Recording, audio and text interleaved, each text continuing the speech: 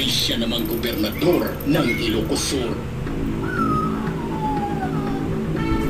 Pinsang buo ni Bingbong si Chavit Singson, pero nag-umpisang magkalamat ang relasyon nilang magpinsan nang dumistansya na si Chavit sa ama ni Bingbong na si Floro nang ipinatupad nito ang tobacco blockade sa kanilang lugar. Dahil dyan ay naapektuhan ang hanap buhay ni Chavit kung kaya't pumalag na rin ito hanggang sa umabot sa muntika na silang magparilan mismo ng kanyang pinsang si Bingbong nang mag-cross ang kanilang landas. Naging front page sa halos lahat ng pahayagan noon ang litrato ng dalawang magpinsan na nasa gitna ng mainit na pagtatalo kung saan si Bingbong ay akma ng bubunot ng kanyang baril.